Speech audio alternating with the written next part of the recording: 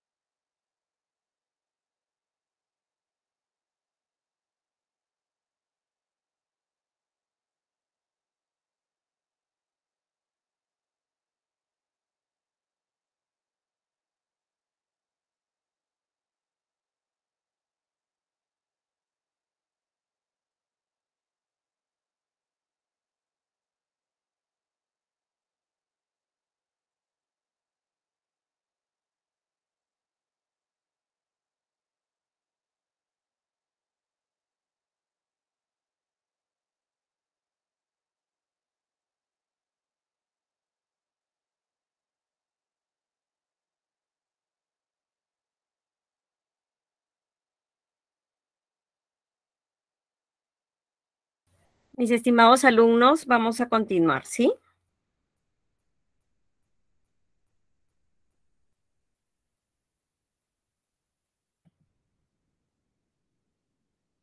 ¿Estamos jóvenes?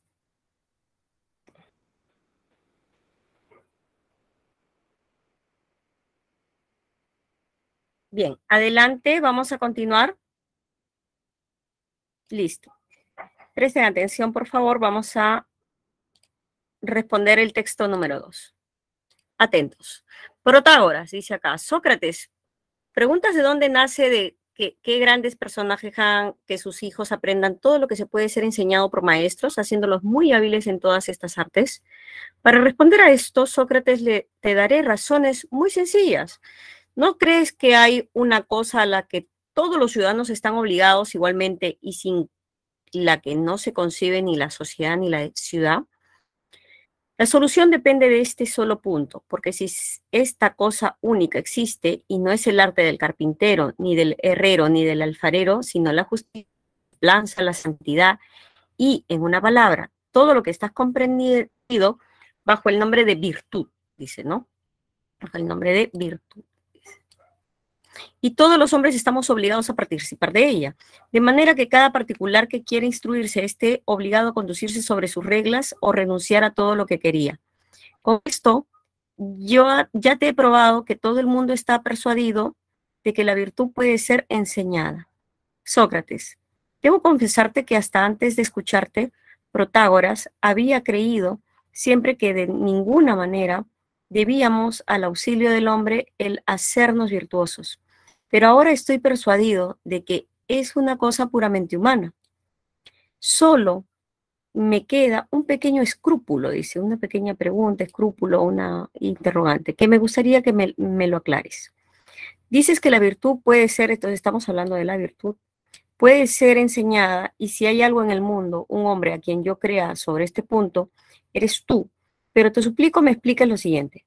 Has dicho que Júpiter envió a los hombres el pudor y la justicia, y en todo tu discurso has hablado de la justicia y de la templanza y de la santidad, como si la virtud fuese una sola cosa, que abrazase todas estas cualidades.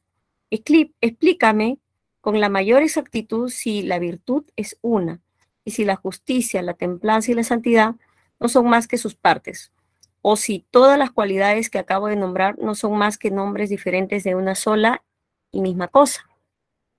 Nada más fácil, le dice Protágoras a Sócrates, que satisfacerte sobre este punto, porque la virtud es una y esas que dices no son más que partes. Entonces, son partes de la virtud como son la boca, la nariz, los oídos y los ojos, son partes del semblante. Protágoras le responde, son partes sin duda, como la boca y la nariz lo son del semblante.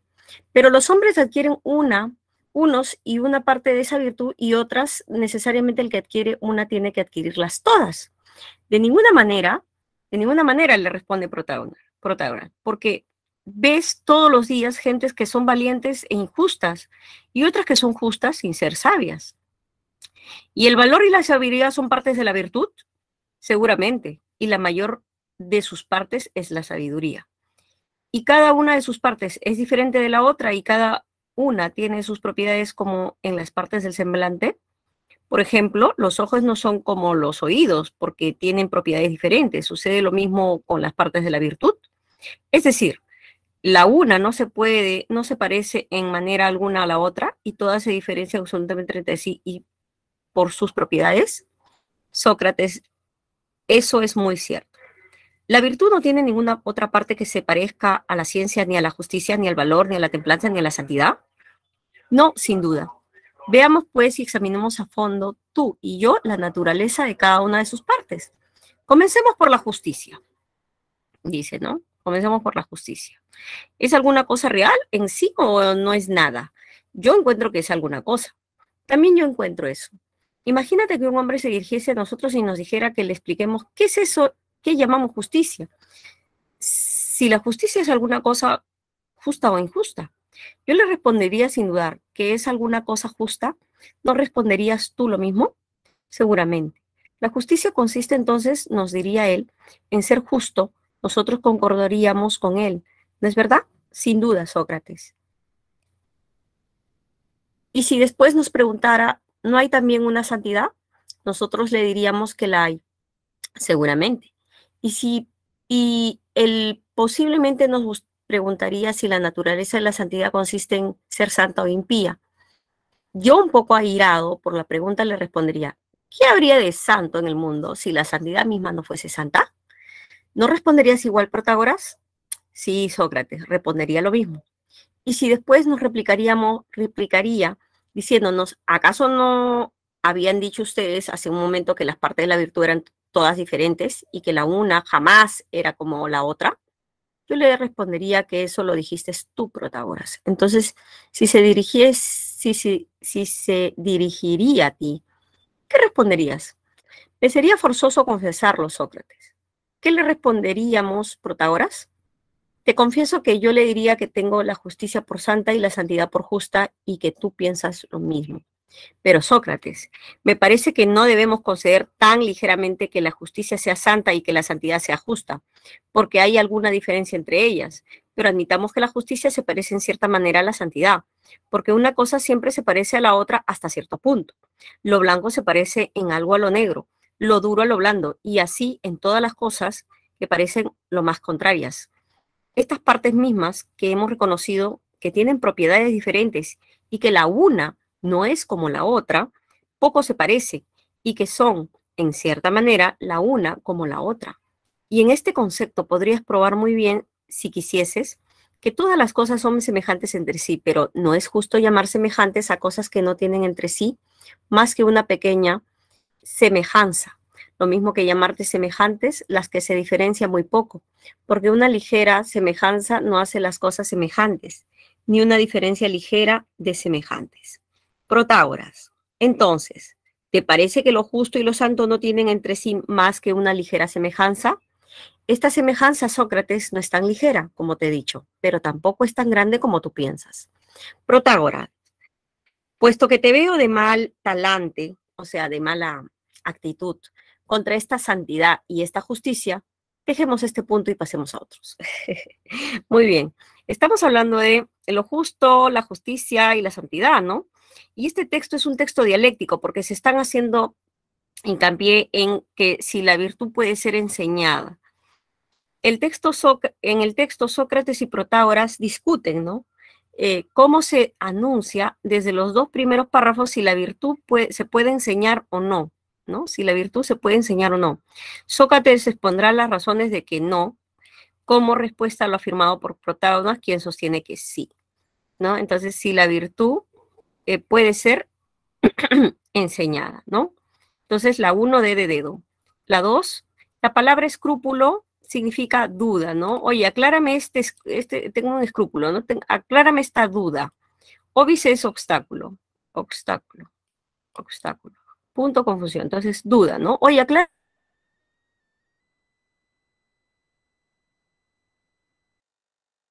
2, A de astuto. 3, teniendo en cuenta la disertación de Sócrates sobre la santidad y la justicia, podemos colegir o inferir, ¿ah? Porque acá esta pregunta es bastante complicada, ¿no? Porque tenemos que inferir. Ojo, el verbo, siempre analicen el verbo de la pregunta. Dice, Sócrates alude a ellas a fin de hacerle ver a Protágoras el error en el que incurre, ¿no? Entonces, podemos inferir que Sócrates habla sobre la santidad y la justicia para hacerle ver a Protágoras que éstas, por ser parte de la virtud, se parecen entre sí, pero no son iguales. Y no son, como dice Protágoras, que no se parecen. Es decir, lo que hace para demostrarle que está equivocado, ¿no? O sea, son, como dicen en la parte de acá, 3, dice, esta semejanza, miren acá está la respuesta. Esta semejanza, Sócrates, no es tan ligera como te he dicho, pero tampoco es tan grande como tú piensas, ¿no? Entonces, Protágoras está mencionando eso, ¿no? Respecto, bien, entonces, discrepa, ¿no? Protágoras y discrepa de Sócrates, ¿no? 4 de Protágoras. Para Protágoras, el hombre, perdón, 3. Sócrates saluda a ellas a fin de hacerle ver a Protágoras el error en el que incurre. 13 y 4, respecto a las partes de la virtud, es incompatible con el texto sostener que, ¿no? En este caso, dice acá, para Protágoras el hombre las adquiere todas. Todas, cuando ya estamos hablando de generalizaciones, ya ahí está el error, ¿no? Ahí está el error. En el texto Protágoras discrepa de Sócrates sosteniendo que hay hombres justos, pero no sabios, valientes, pero no justos. Es decir, no adquieren todas las partes de la virtud. Entonces, no adquieren, ¿no? No adquieren todas las partes de la virtud. En ese sentido, es falso decir que el hombre adquiere todas, ¿no? Las virtudes. 4D, 5, bueno, hasta la 5, ¿no? 4, 5. Si Sócrates hubiera percibido a Protágoras con buen talante, o sea, con buen talante, con buena actitud, estaba tranquilo, es posible que continuara igual debatiendo, ¿no? Sobre la santidad y la justicia. O sea con buen talante o sea con mal talante, igual los dos iban a discrepar o a dialectizar sobre este tema, ¿no? 5b. Al final del texto, Sócrates le dice a Protágoras que al verlo con mal talante en el debate sobre la santidad y la justicia, decide dejar este punto y pasar a otro. En ese sentido, si Protágoras estuviera con buen semblante, es posible que continúen debatiendo sobre estos temas. 5b. Vamos al texto 3. Vamos al texto 3, mis queridos alumnos. Hay que considerar lo esencial de toda discusión. O sea, ¿qué es lo que realmente ocurre en ella? Entonces, vamos a ver aquí lo esencial de toda discusión, ¿no? En toda discusión, el adversario, estamos hablando del adversario, al igual que nosotros, ha planteado una tesis, la misma que debe ser refutada. Para hacerlo hay dos modos, dos vías, ¿no? Las vías son la refutación directa y la refutación indirecta. En el caso de la directa, podemos proceder a dos maneras, o mostramos que los principios de su afirmación son falsos, o admitimos que los principios, admitimos los principios, pero mostramos que la afirmación no se sigue de ellos. En el caso de la refutación indirecta, utilizamos la apagoge o la instancia. La apagoge, ¿correcto? Es cuando tomamos como cierta su tesis y mostramos a continuación qué se sigue de ella, cuando la utilizamos como premisa para un silogismo en combinación con cualquier otra tesis reconocida como cierta. Silogismo del que se sigue una conclusión que es aparentemente falsa, bien porque contradice la naturaleza de las cosas, bien porque contradice las demás afirmaciones del propio adversario. Como veremos en la siguiente estrategia, ¿no? Estratagema. Forzar consecuencias, dice. De la tesis del adversario, mediante falsas conclusiones y tergiversaciones de los conceptos, o sea, tergiversaciones son diferencias, ¿no? Cambios en el concepto, se fuerzan tesis que no están en la suya y que no se corresponden en absoluto con su opinión, sino que por el contrario son absurdas y peligrosas, o sea, falsas, ¿no? Falsas, peligrosas. Y puesto que parece que de su tesis se desprende tesis semejantes, contradictorias consigo mismas o con verdades reconocidas, estamos ante una refutación indirecta, apagoge, ¿correcto? Tenemos acá un texto, este es un texto de Schopenhauer y acá un cuadrito, ¿no? Dice acá, hola Cari, ¿cuánto tiempo sin vernos? Hoy estás guapísima, le dice. ¿Solo hoy? ¿Otros días estoy fea? No quería decir, se nota que hoy te has arreglado. ¿Insinúas que normalmente voy sin arreglar? Que no, que estás preciosa, que hueles bien. ¿Cómo si normalmente oliera mal? Esto es una trampa, ¿verdad? Usarás todo lo que diga en mi contra. Claro, yo siempre soy la mala, ¿no? Mira, cariño, un pie. ¿Qué dice acá? Insinúas, ¿no? Insinúas que estoy gorda. Dice. Insinúas que estoy gorda. Madre mía. Madre mía. Bueno. El texto mixto gira en torno a justamente a la apagogue como medio para refutar una tesis, ¿no? El texto y la viñeta refieren sobre un medio o vía para refutar una tesis mediante la tergiversación, el apagogue, tergiversar las afirmaciones de nuestros contrincantes, ¿no? O sea, oye, hoy estás guapa. Ah, entonces mañana, oye, te veo muy bien, ¿no? Te veo muy bien.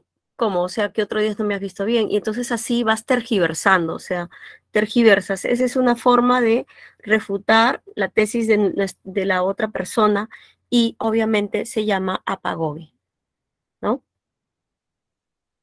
Por ejemplo, te he matriculado en la mejor universidad. ¿Cómo? O sea, ¿pensabas en matricularme en otra que no sea la mejor? O sea, entonces empieza a hacer ahí una controversia, ¿no? Uno, a. Dos, el sinónimo de peligrosa significa tendenciosa, ¿no? En este caso, tendenciosa quiere decir falsa, ¿no? Con dicho adjetivo se busca transmitir la idea de que lo que nosotros podemos llegar a formular busca deliberadamente deformar, ¿no? Falso, ¿no? Deformar lo que nuestro contrincante afirma a fin de ganarle, dice. En ese sentido es parcial. Por lo tanto, su sinónimo es tendencioso, ¿no? Apagogue, ¿no? Dos, C. Tres, del texto se infiere que en una discusión, cuando refutamos la tesis de nuestro contrincante con cualquier medio, como el empleo del apagogue, buscamos vencerle, porque lo que queremos es en una discusión ganar, tener la razón, entre comillas, ¿no? Y el texto afirma que toda discusión busca refutar la tesis del adversario y para ello nos presenta dos modos de hacerlo. Uno de estos modos contiene el apagogue. En tal sentido podemos inferir que nuestro objetivo es vencerle. 3A, buscamos vencerle. 4, teniendo en cuenta las ideas expuestas en el texto y el diálogo de los personajes, con respecto a la viñeta, es compatible con el texto sostener que Cari está empleando, ¿no? El apagogue, ¿no? Para tergiversar las afirmaciones de su compañero, ¿no? O sea, quiere hacer quiere ganarle la discusión, ¿no? Buscando la tergiversación de sus argumentos, de su tesis. 4D. En el texto se afirma que el apagogue consiste en contradecir, ¿no?, las afirmaciones del contrincante tergiversando su tesis. En la viñeta observamos que Cari fuerza las palabras de su amigo para darles un sentido que él no ha querido expresar. En ese sentido, es compatible decir que ella ha empleado el apagogue, ¿no? La apagogue. 4D. 5. Si Cari hubiera respondido agradeciendo el halago de su amigo al inicio de la conversación, es posible que ni siquiera no se hubiera dado cuenta de lo que estaba usando, ¿no? O no hubiera habido esta figura del apagogue. Se descartaría el uso del apagogue, ¿no? 5D de dedo. No habría apagogue, no hubiera esa intención. 5D. Bien, vamos entonces a nuestro texto final, nuestra última parte, que sería el passage 1. Correcto. Dice acá, hair colors is determined by two different forms of pigment, eumelanin and phenomenaline. Eumelanin is a black pigment and phenomenaline is a red or yellow.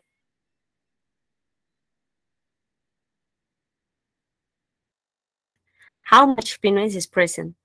To what degree are eumelanin or phenomenaline is present and how close together the melanin granules are? Muy bien, mis queridos alumnos, tenemos entonces el Passage 1, la traducción, y vamos a revisar también el Passage 2 y tenemos aquí su traducción, ¿ok? Se trata de Sun Pillars, que significan los pilares solares, y vamos a revisar estos dos textos. Tenemos 10 minutos para ello, rápidamente empezamos a trabajar, ¿ok? Son las 12:43, 12:53, retornamos. Rápidamente revisamos.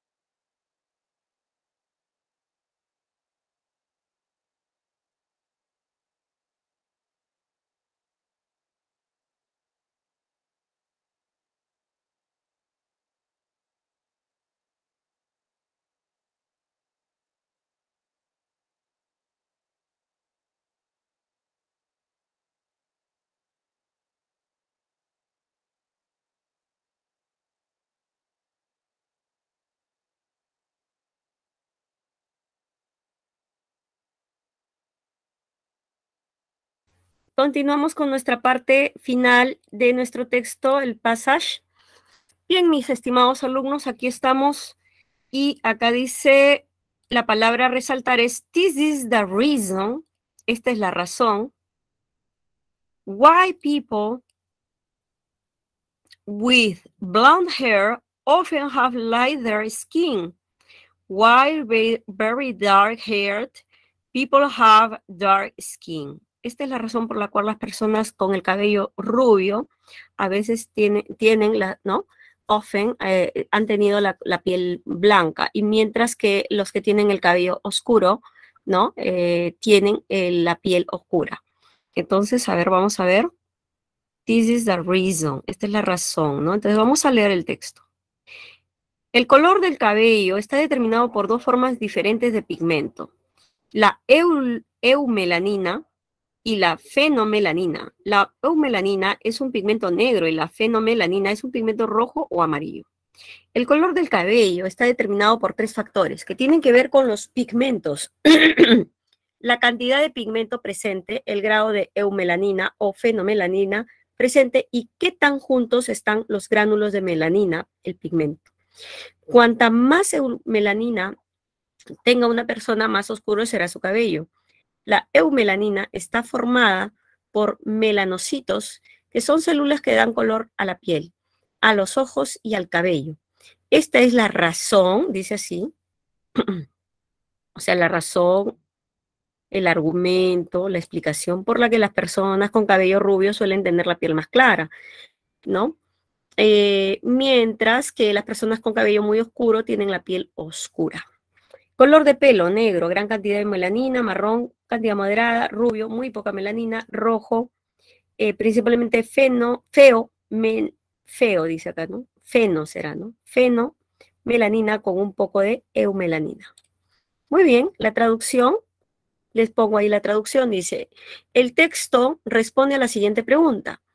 ¿Cómo se determina el color del cabello, no? O sea, ¿por qué el cabello es de diferente color?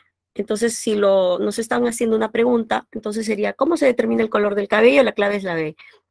The text answers the following question is, how is hair color determined? Okay, how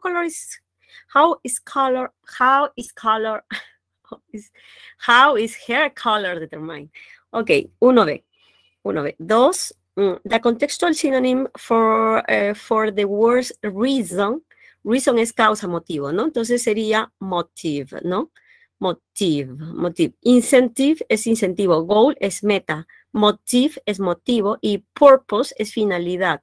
Por tanto, the contextual synonym for the word reason is motive. Motivo.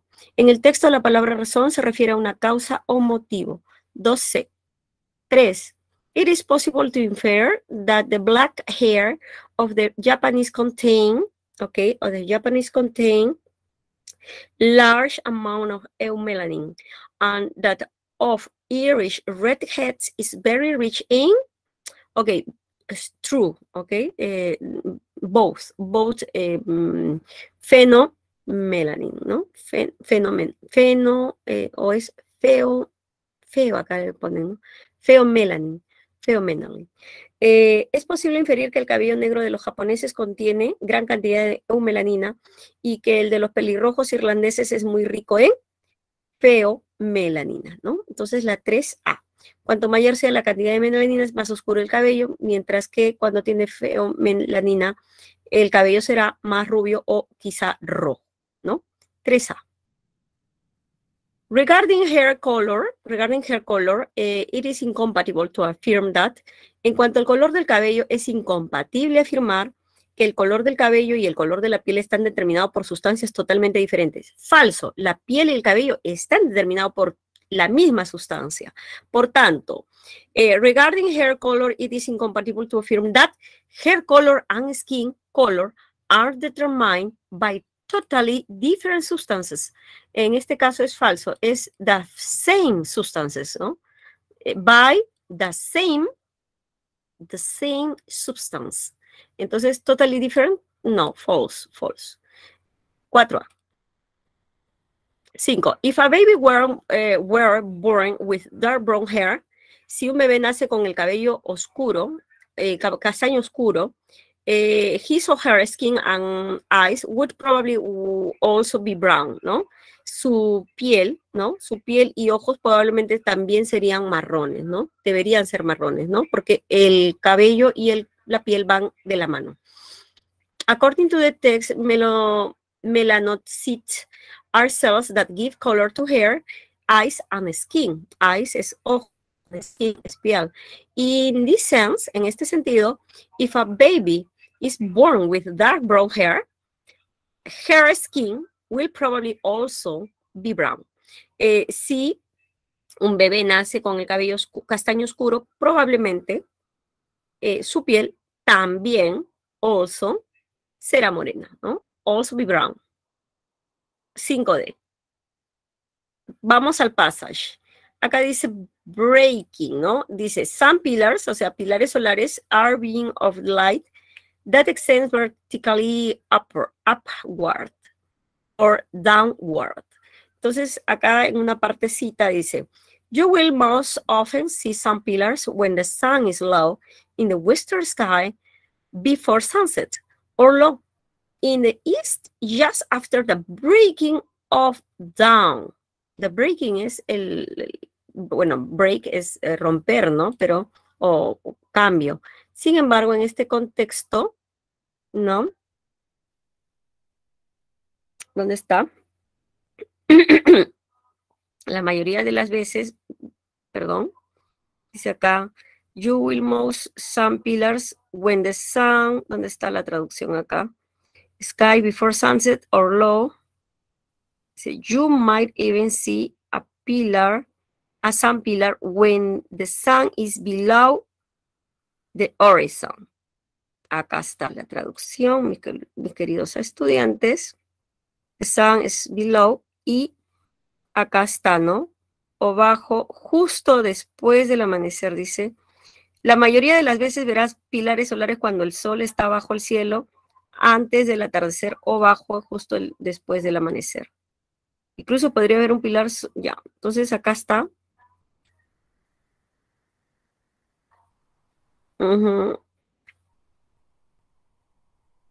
Dice, or low, or is just after, después de bajar el sol, ¿no? The breaking of dawn. The breaking of dawn. El sol está debajo del horizonte, ¿no?